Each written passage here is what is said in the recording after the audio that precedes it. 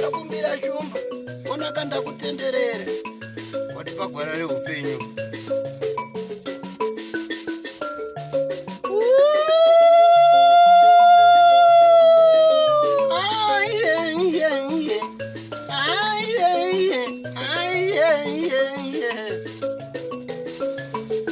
Don't forget to subscribe to Drewmas Media. And remember, Drewmas Media taking you to another level.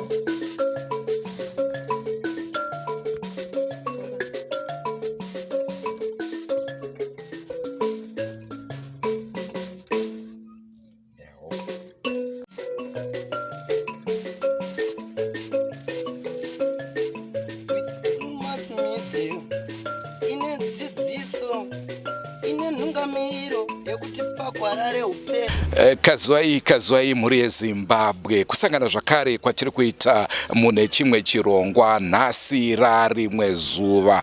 Tinogara tichizvitaura kuti zvitiko zviri kuitika munyika zvitiko zvakasiyana siyana. Zuro paya makationa tichiburitsa nhau yezizi rakawanikwa rine ring richiurayirwa mumba. Ndo zviri kuitika munyika yeZimbabwe. Nhasi uno tiri kunzvimbo yeMarondera, Mashonaland East Province. Rangu zita ndinonzi Andrew Neshamba. Semaonera muri kuita ndafamba zvakare nemunhu mutsva. Kaziwa chisikana. Yebo mahachini izina rangu ndini Irene Tombana Tuturu.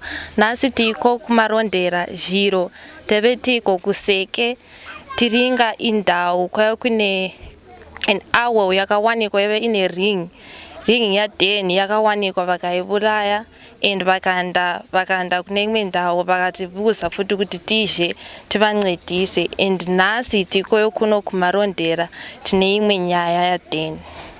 Senguva dzese muri yeZimbabwe tinokukurudzirai kusubscribe kuDrewmas Media. Drewmas Media taking you to another level. Panhau yedu yanhasi inhau yevana vakanyura mumvura. Hanzi vanga vaenda kunotuhwina. Asi pataurwa nhau yekuti vanga vakapfeka zvitsvuku. Maziro angu andinoita nzvimbo dziya dzinonzi dzinoera nekupfeka zvitsvuku zvinogona kunge zvisina kumira zvakanaka. Namhlanje sisemarondera tine nyaya yatauya nayo kwai kune vana vakaenda kurwizi kuti vanonoshamba and vafika kwakadheni vava vakapfeka impasha dzered, but the unfortunate part kwai havajakwanisa kuti vezhi vose vai2 kumumba.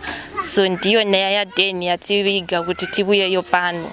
Saka naizvozvo regedzai tipe nguva ino kune vakaona zvichiitika, hama dzevafi nevakanzwa zvichiitika, tinzwe kuti vanoti kudini.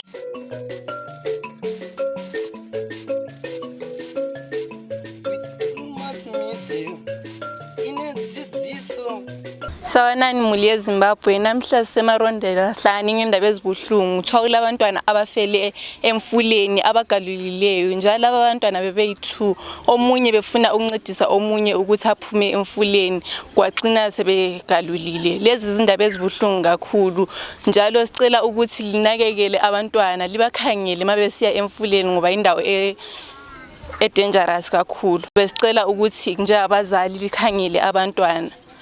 Drewmas Media taking you to another level. Sicela li subscribe njalo siyabonga. Inenhungamiro yekuti pagwara reupenyu topatinoona anasekuru vedu ari masvikiro nemapositori topa kumatendo kuvayara shumba vatidzidzisa nekuti pogwara iri. Mungatitaurirewo kuti mwana akashayika, mwana wenyu akashayika, chii chaizvo chakaitika? Inini ndinganyepe kuti ndinonyatso neruzivo rwakakwana. Ndakazongoona ndaisirwa message nemusi Monday mazuva rodoka kuma-26 dzemanheru. Ndakangoona pakaiswa message yekunzi mwana ashaya anyura mumvura. Ndokubva ndazofona ndichibvunza kuti ko chii chaitika. Zvikanzi vanga vaenda kunowacha, vanga vari 4. Saka pavanga vari 4, shamwari yemwana wangu ndiye akapinda mvura achida kutiva. Saka anga kunyura. saka akabva atiga ndinobatsira shamwari. Pakubatsira shamwari kwakubva vanyura vese vari vairi. Ndozvandakanzwa ndozvakaitika. Ko zvatiri kunzwa kuti nyangwe zvazvo vashaika kudaro asi vari kudikitira ichokwadi here? Ari kunzi anga achidikitira ndewangu inini. Handisi kuziva kuti chii chanichikonzeresawo kudaro. Asi vakamboenda kuchipatara here for postmortem? Inini zvandakangonzwa ndezvekuti ndakazongonzwa, ini handigari kunoku, ndinogara kuDurban. Saka inini ndakazongonzwa kunzi vana vaendeswa kumochari. Saka inini ndakasvikawo nezuro maamba kuedza. Vatazongonotora mwana kumochari vatamuradza nhasi.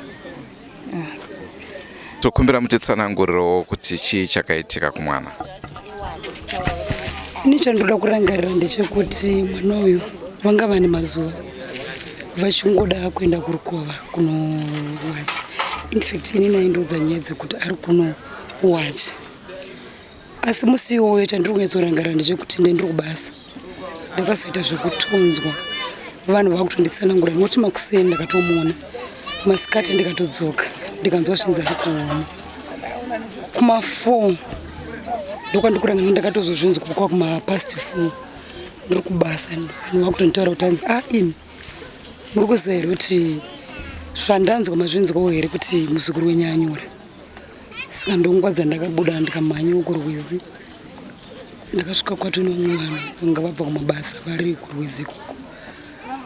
Asi sekutsanangura kwamambobvunza muchitaura kuti kune vamwe vana here vaimbotiva. Chokwadi kune vana vaitiva. Asi vaingotiva asi pane zvinhu zvavainzi vaionawo futi kuchirwizi ichochocho. Asi kuti pamwe pacho tisino basa nazvo nekuti vana vaizongotaurawo zvavo. Saka ndo zvakaitika. Zvekuti imimi sekufunga kwenyu kwete sekuziva munofungidza kuti chii chingave chanyatsouraya vana, kunyura here kana kuti pane something? Semataurirwo azvinoitwa nevamwe vanhu vanoziva. Vanhu vari kutaura kuti inogona kuva iri njuzu nekuti mabudiro akazoita vana nevanhu vanoziva vechikuru. Munhu anenge abatwa nenjuzu zvaanenge akaitwa ndo maonero akaitwa vana. Ende pasina svondo futi pane musikana akamboenda ikoko akatodzoka achinzi hanzi ane zvaaona, achinzi akanga aona chinhu chine besi rehoyo asi hanzi iri kumeso kwake, kufesi kwake kwangu kuri kumunhu mutema asi chairatidza kuti ndechimunhurume. Saka ari kunzi akazvitaura futi kumabasa nyaya iyoyo yekuti ndo zvaakanga aona kurwizi ikoko aenda kunoraura. Saka ndo pakazoita chituko ichi abva musikana aitaura nyaya dzekuti pane zvichaaona kurwizi.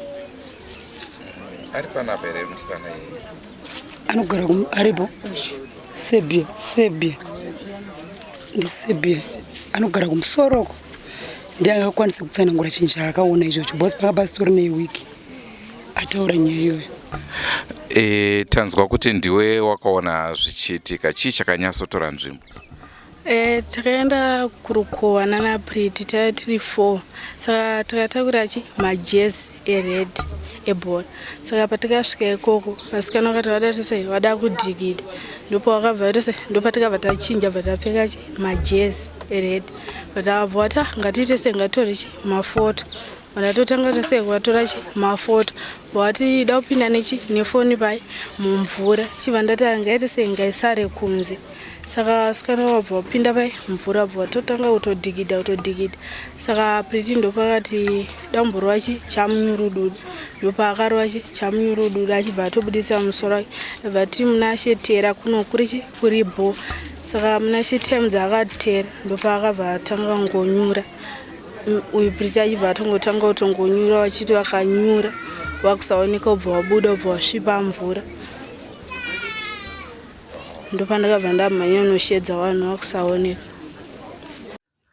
Mifananidzo yamakuona pari zvino mhuri yeZimbabwe ndo yevasikana ava vakanyura mumvura vachitorana mifananidzo vari padziva vasati vanyura. Aiziva ndiani kuti ndiyo yaive nguva yekupedzisira kuonana kwaitova kuonekana, uyezve mifananidzo iyi yaitova mifananidzo yekupedzesera muupenyu hwavo. Chimwezve chakazokanganisa veruzhinji ndiyo nyaya yekuti pavasikana vakashayika ava, mumwe wavo akuvigwa pavaita board viewing, vaiona achidikitira zvikurusa uyezve achibuda dzihwa mumhuno. Kune vasingakwanise kutarisa mufananidzo iwoyu, ibvai maregedza nekuti ndiwo wataakukupai tichikuratidzai zvine umbowo kuti izvi ndizvo zvaiitika. Zvakapa vanhu kufunga zvikuru sei kuti pada vana vanga vatorwa nenjuzu, pada pane munhu ashandisa uroyi hwake kuti vana ivava vanyure mumvura. Hongu vana vakanyura mumvura, asika vanhu vari kutsvaga chikonzero kuti chii chazoita kuti vanyure nhasi padziva ravanogara vachituhwina. Naizvozvo hatingadedi kubata nhau dzataudzwa nevakasiyana-siyana. Tikange taakutaura zvakawanda-wanda, tinenge taakubatsira vanhu kurwisanisa vanhu kana kunanga vanhu uroyi, asi handizvo zvatinoda. Chiripo chete ndechekuti tikuedza kutsvaga kuti chii chakaitika kuvana ava kuti vazenge vachishayika mumvura.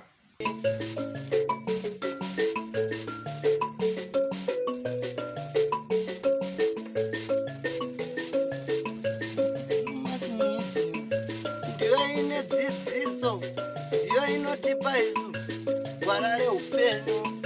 Ndipo patinowana vanasekuru nemapositori vachitipa gwara reupenyu. Tokopawo matendo kuvaera shumba, vakatidzidzisa nezambuko racho. Ndivo vakatipa vabatsiri ava, vatipa vabatsiri tigove nedzidziso.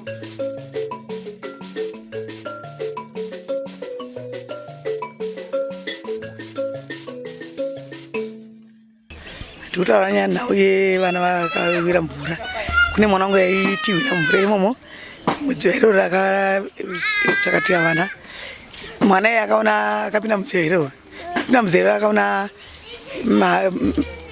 hari mbiri, mudziva imomo vabuda kwakuchitiza, vakazopfeka mabhuruku ake vakumusoro, pfekera mabhuruku ake musoro ndovatotiza. Mwana akati achii fere, zvikanzi aiwa handei matimhanye ndokuti aikutaurira mberi.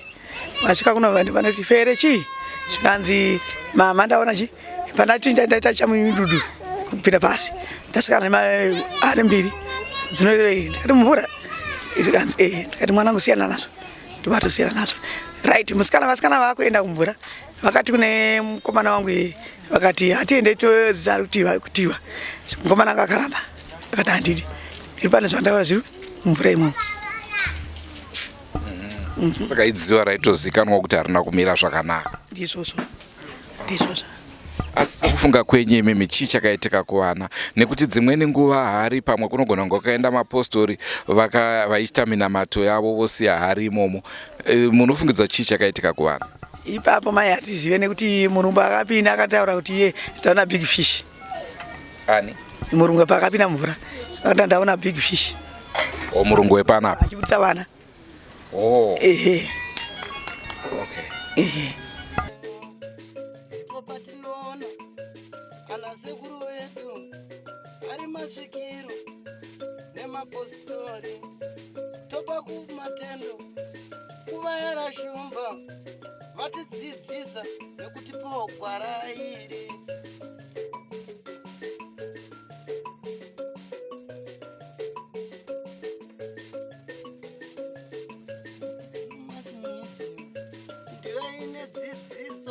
Ndinogara pachipunga. Pandakanzwa shoko revana ava zvakandibata semunhu ndakaberekawo, zvinhu zvinosuwisa zvakaitika pavana ava. Hatisati takambozvinzwa munzvimbo ino. Ndakatanga kushanda kunoku muna 96, chiitiko chekutanga munzvimbo inei. Asi sekuziva kwenyu dziva iri tingariti dziva raiyera here kana kuti rinoyera? Ritongoriko, asi vanoziva kunoku, vanogara kunoku vanotaura vachiti dzimweni dzenguva mvura ipapo inochinja makala, inombooneka pablue, pablack, zvakangodaro. Inini sababu munhu zvinhu zvakaitika ndisati ndakambozviona, kana baba vangu handifungiri vakambofa vakazviona zvinhu izvozvo, kutoti katyamadza ende zviri kutityisa hatizosati zvichapera nekuita sei sekuti zvinhu zviri kuitika izvi vanhu vese vabatikana nazvo kusanganisira nebaba wacho ndatopererwa ndizoti ndichasvikawo pakuita sei upenyu wangu kwauri kubva nekwava kuenda ndichatoziva kuti zvichichaitikawo. Imimi semubereki wacho tingade kunzwa kuti muri yaberekwa mwana uyu mame nevana vangani yari wechingani uyezve iye mwana wacho muchimutsanangura tingati anga ari munhu akaita sei? Ngari musikana anga akuenda form 4 re3rd born pakuberekwa kwawo kwanakanga ndawaita saka apa angoshaika kwasara 2 zvekutondishuvisa singaite sekuti ndakatopererwa svika pamagumo. Tinotenda chose kuuya kwamaita kuzonzwa zviri kunoku. Ini ndinonzi Beni Pfute ndichibva kubhindura, ndiri bamukuru wemainini wangu akashayawo papapo zvakandibata. But chivimbiso chandaitokumbisawo sezvo ndanzoti iye Mulungu ndiye ane chokwadi nekuti ndiye akapinda pasi kunoona zvakaitika nokubudisa kwaakaita vana. Ndanchikumbisa kuti kana dai zvaizokwanisika zvake angakwanisa kuti mozongokwanisa kuita sei kungakupe chokwadi chakazara nekuti tingagona kutaura zvisirizvo iye achiziva chokwadi chiripo. Ndodayira kuti handina zvakawanda zvekutaura. Tatenda. Ewa tinotenda zvikuru. Wani wemwana akashayikira mumvura imomo. Zvinhu izvi handisi kubutsikana nazvo for sure. Chari kunyanya kususpecta ndizvo zvakanangana nenjuzu. Because why? Ndakanzwa chinzi mbunhu ngaitoti I'm feeling fish here, so isi mukufungidzira kwedu kuti fish yaifeel the big fish ndo njuzu.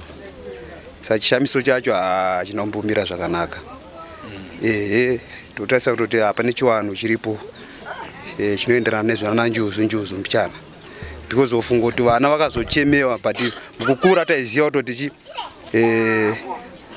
munhu kana anzi abatwa nenjuzu hachemwe, but nokuda kwavana vana vakazochemwa sure vana vakazompunyikidzirwa mumvura, but kufungidzira kwangu chivanhu chinoenderana nezvenjuzu. Inini ndiri mbuya waPriti, saka inini ndinoti zvakaitika pawanawa hazvina mhosva nekuti Mwari ndo zvaanodi, ndo zvaanoita. Saka tigere tichirarama isita kutokumbira kuti vanhu dai vagere mukati menyika ino ngavazive kuti kunamata chinhu chakakosha, ngavakoshese Mwari nekuti chiitiko chakaitika pawanawa zvinhu zvinotyisa, zvinhu zvinoita kuti tiite pfungwa nendangariro dzakaremera upenyu hwedu. Saka isusu tinoti wese vanhu vagere mukati menyika ino ngavachengete upenyu hwevana wavo, nekuti haisi nyore kuti vana vaviri vanofa nguva imwe chete vachizongovigwa nguva imwe chete, zvinhu zvinotyisa. Saka waberekwe nzvimbo ino ngavazive kuti nzvimbo yawagere ine madziva anotyisa, saka ngavagone kuchengetedza mhuri dzavo. Mukatarisa wana Priti naMunashe, wana wanga chine upenyu hwangochienderera mberi, asi nekuda kwaSatani nekuda kwenzvimbo kwagona kuparadza upenyu hwewana ava. Asi tinoti hedu hazvina mhosva nekuti zvakanzi munhu akazvarwa nemunhukadzi pasi penyika ane mazuva mashoma ekurarama azere nekutambudzika. Saka zviri kuti wanawo wakafa wachitambudzika, wakafa wachidzudzikana. Saka tinoti hedu hazvina mhosva kufa murawo waMwari, asi tinoti dai wana wazorora zvakanaka. Ndina mbuya wemwana waWilliam ndogara kwaMurewo.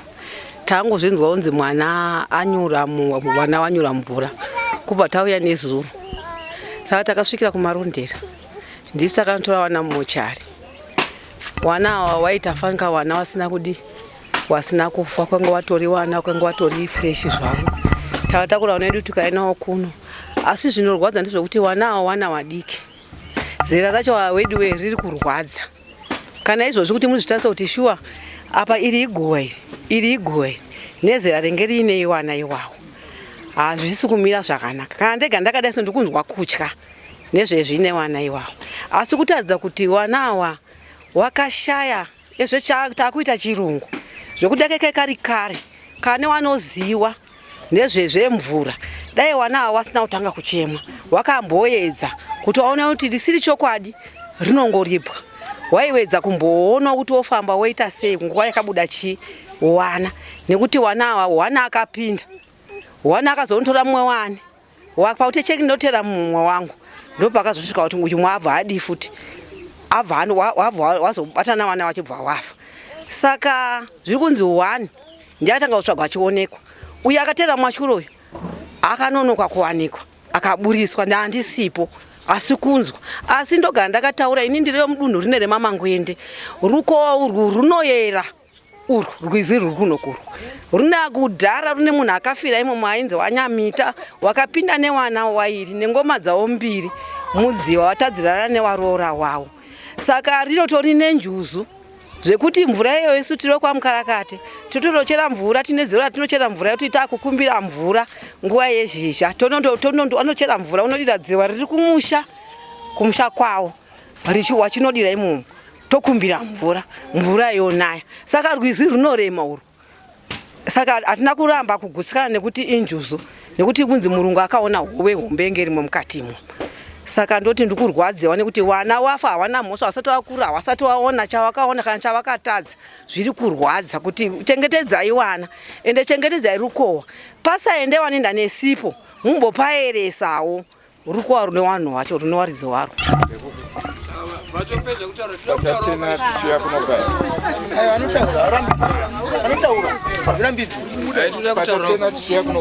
Kutaurawo ndobata ndega madzvanye dzvanye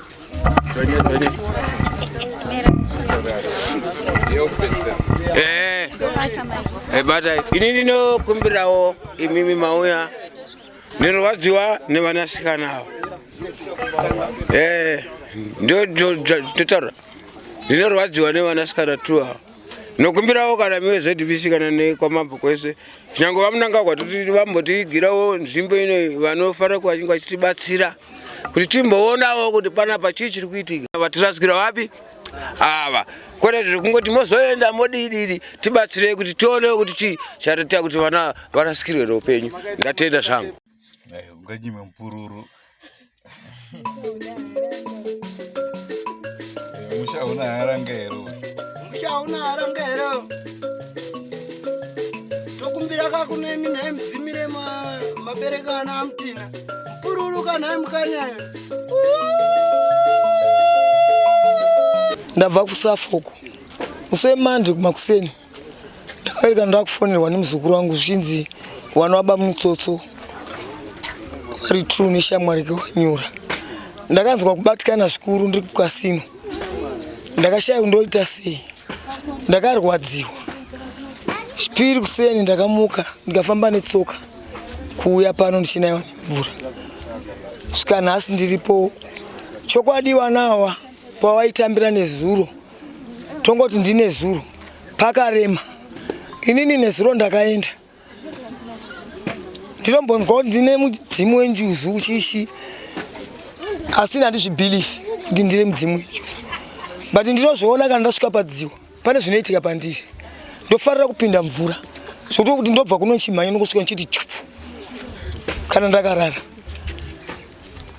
Zvichokwadi njuzu dziriko munyika. Njuzu haidi tsvina, njuzu haidi sipo inonhuhwirira, njuzu haidi kutambirwa painenge iri newana vadiki munenge muchitofumura. Iyezve zvawakaenda wakapfeka wanawo wachitorana makadhi handizvo zvinofanirwa kunge zvichiitwa, nekuti isu tichikura tainzwa zvechokwadi kuti njuzu dzinotora, asi ini pache zvangu handisati ndazviona. Asi vabereki vedu kutaura kuti isusu tichikura kumusha kwedu, ndiri Malawi, waiti mwana akatorwa hapana aichema, asi nekushanduka kwaita pasi rino kuna anodzoka wese anenge apinda mvura ari kuenda, nekuti kana muwengi wako anogona kungokuchemera usingazvizivi. Unoti wewe wabereki kana kuti family kuti aisa hatisi kuchema, asi panext video pamwe makamakana anochema adzoke mwana. Saka zvakaitika pawanawa zvakarema. Ndakasvika nezuro mvura imwe inobva neuko ichidai, imwe inobva nepana. Patinosangana mvura apa pane zvinoitika, inoita kunge iri kuboila, kuita kunge iri kutenderera zvokuti ungasvika ipapo mega kana munoshamisika kuti wanawo zvindi zvavo zvokuda kutiwa pakadai so. Zvanga zviri zvindizve tinozviziva kuti mhepo dziriko, wana hakusi kuda kwawo, wakatowakiwa nemhepo kuenda ikoko. Wana wakabva pana kuma 4 ende muse Monday kwaitonhora wamwana wanambogeza mani kunzi masikati mainongoda munotoro mavideo parwizi padhuzi mainongonotoro mavideo moenda nawo ndozvisina kana kutaura kana kuti kana imi mega muno kana muzoenda kumurunguka aiwa mega munenge mazasikisa ende munenge manyasoona kuti zveshuwa wanawo wakaita sei wakanyura aiwa wana wakanyura tisingazoti injuzu here kana kuti wakatadza kushambira ine kuti chii chakaitika izvo zvava zvamwari tokopawo matendo kuvaera shumba vakatidzidzisa nezambuko racho ndivo vakatipa vabatsiri ava vatipa vabatsiri tigove nedzidziso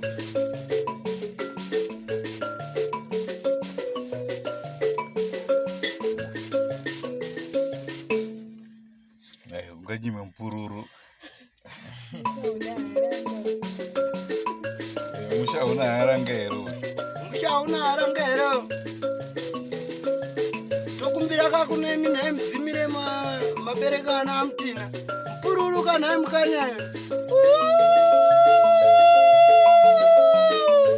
mandibaya tinokumbirawo tokumbira gwara reupenyu idzidziso kune vanoteerera kutoshora unozvivharira nzira idzi nzira dzimwe chete anoda kuchitendero no ini ndini manager pano paDrewmas like zvakaitika ndezvekuti takatozorora tikanzwa kuti kune vana vanyura mumvura kurwisi kuna Nyakambiri river takamhanya ikoko kuti tinoona kuti chii chakanga chaitika patakasvika ikoko panga paine vasikana 2 vakanga vatonyura kudhara kutaura kwavanoita ivo kuti zvakaitika vanoti pavakasvika vachida kunowacha vaine mabuckets avo vachida kunowacha madhishi avo ewasheni vachida kunowacha vasati vawacha 2 vakadecida kuti varoda kutanga vaswima zoenderera mberi newasheni yavo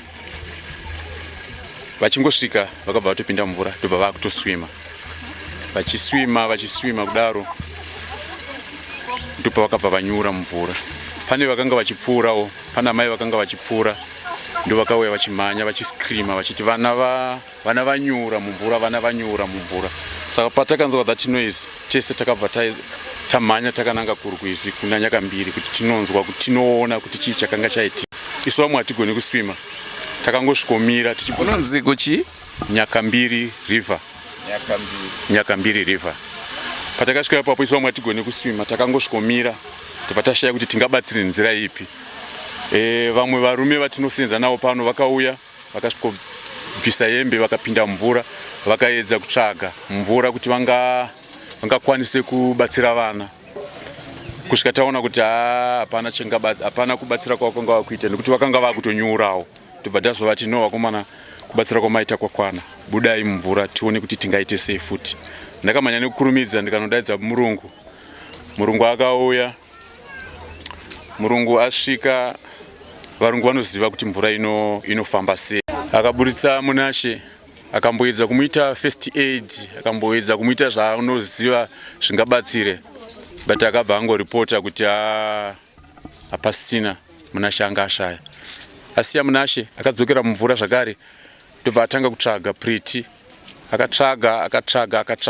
papera chinguva ndipo akabva amuburitsa zvakare akamboedza nepaanogona kuti angaitei first aid angaite sei but it was too late vana vanga vatofa vanga vatoshaya patakaona kuti hapasina chekuita ndopatakatanga kutsvaga tingaitei takatora mota tikaenda kumarondera police kunoripota nyaya yacho taripota incident tikatora mapurisa tikauya nemapurisa kuno kufamu mapurisa vakaita basa ravo vakatipa go ahead kuti ngatitakure vana tiende navo kumarondera tikatakura vana tikaenda navo kumarondera general hospital tasvika kumarondera general hospital vakaitwa zvese zvingaitwe but panga pasina chimwe chekuita nekuti vana vakanga vatoripotwa kuti vana vakanga vafa so from that point hapasisina chimwe chatakanga kukwanisa kuti tichaita pane pandanga ndichida kunzwisisa pamakaburitsa vana ava vaive nemvura mudumbu here zvekuratidza kuti vanga vanyura tisingazive kuti munhu anenge anyura mumvura anoita mvura mudumbu here kana kuti anoita mvura mumapapu, but matumbo avo anga asina kufuta sekuratidza kuti vanwa mvura. But Murungu achizotaura akati munhu anenge anyura mumvura, mvura haiende mudumbu as such sekufunga kwatinoita, mvura inoenda mumalungs. Saka the moment malungs akapindwa akave nemvura, zvakureva kuti breathing system inenge yatodisturbwa, mvura ichazokwanisi kupinda mudumbu because hapasina imwe activity yekufema kwaanenge achakwanisa kuita. Ndokuona kwatakaita paakaburiswa, anga asina mvura mudumbu. Just in case pamwe Murungu totsadza kumuona, tanzwa kuti aitaura kuti akaona big fish, makazvinzwa izvozvo? Kwete, hapana zvakaita seizvozvo. After anyurira vana Murungu takagara naye pasi, haana big fish yaakaona. Inga anonyorwa, hapana zvakaita seizvozvo. Murungu ndichitaura naye isusu tichimubvunza kuti pawaka tichitaura naye isu Murungu kuti pawanyurira mwana wanyurura sei, pane zvawaona here? Because varungu they don't believe in, havabelieve muma mermaids, havabelieve in anything. Saka takumubvunza isusu tichida kuti unyatsonzwisisawo, iye ndio pakanga achitodzoko kwatira achiti isusu ma mermaids hakuna chinonzi mermaid. Tikati muri kuti hakuna chinonzi mermaid sei, iro riri English word. Pakaitwa English word iro, it means pane chimwe chinhu chakanga chawaonekwa. But isusu tichimubvunza, inini personally ndichimubvunza, akati hapana chaakaona mvura. So I mean, from the story that we got told is basically we heard that there were girls who were busy washing clothes in the river, and we got a broken message. Myself and my wife were on our way back from Harare at the time, and we got a broken message come through from our clerk who works on the farm here saying that people have drowned. At the time we didn't know who it was or where it was, but soon after arriving on the farm, our manager came to us and explained to us where on the farm this had happened, and myself and my wife quickly rushed down to the river, and we saw there were a lot of people around there at the time, and we kind of got a bit of a story that there were these girls who were busy playing or cleaning clothes. I'm not sure exactly what they were doing, but they were near and in the water, and that two of them had unfortunately gone under the water, or that was what we had heard and got told at the time. So what we did is I quickly ran back to the house to get goggles so that I could try and get into the water and try and find these two girls. And at first we didn't have much hope. I was going around, and but eventually I did manage to find one of the girls first, and we managed to get her out, and we had some help from the people on the side of the river who were there, and we helped pull the one girl out. And then shortly after I went in for the second girl, and we managed to I found her and then pulled her out of the dam, or the little pool where we were. For seeing anything under the water, I couldn't see anything. The water was too murky at this stage and this time of the year with all the rain, so all I was doing was feeling as best I could to try and identify what unfortunately was a person under the water. But that is from my side what happened, and it's a very tragic and unfortunate situation and incident that we've had here. So it's very sad for everyone around, and very sad for the families who've lost their loved ones, and we're all very sorry that this has happened. According to your observation, was it just a straight drowning, or there might be something fish? So I mean, I can't speak on behalf of your religion or your beliefs or stuff like that. From what we saw is we came there and the incident had actually taken place a few hours before we even got to the river. So I don't know exactly what was the cause of the drowning, if it was that the girls were unable to swim and that's why they drowned, or if there was some other reason for why they ended up drowning. But from our observation at the time was that they had unfortunately gone under the water and they had drowned, and that's what the people or the persons that we pulled out, they had just drowned, but there was no other signs of something else that had happened. It's like I wanted to ask you, while you were under the water, did you feel anything like fish or anything? No, I mean the only The only thing that I felt was because I couldn't see anything, I was trying to feel, and hopefully I was going to find a body, because that was what we were trying to do, is recover the bodies. And that's the only thing that I felt, was obviously you feeling, and sometimes you're hitting the ground of the river and the riverbed, and then suddenly you feel something that's not the riverbed. But it wasn't anything other than what I thought it was, which was unfortunately a person, which we hoped would never have been the case, but yeah.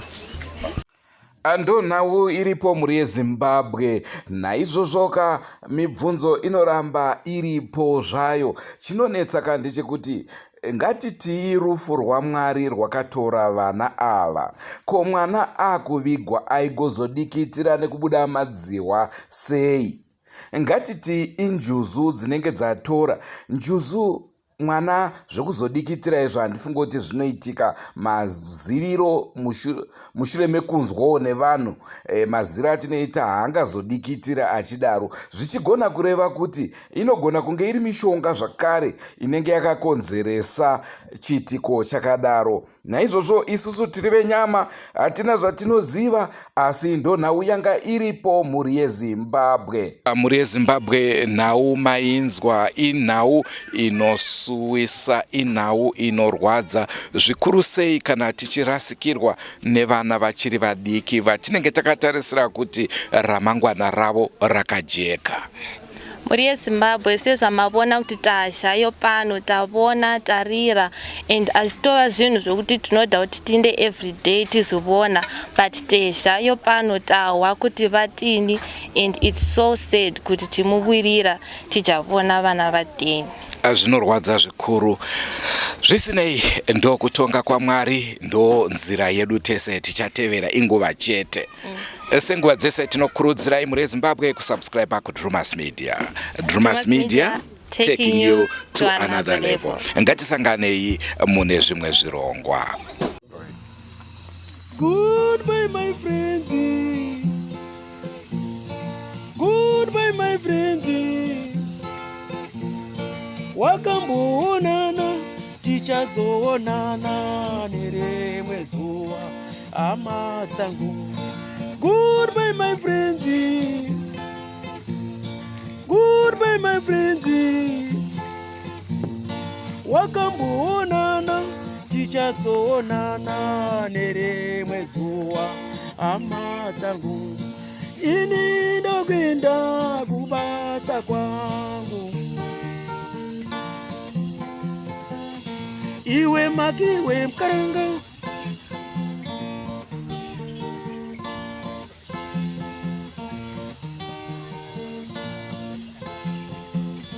Iwe makiwe mkaranga. Iwe makiwe mkaranga.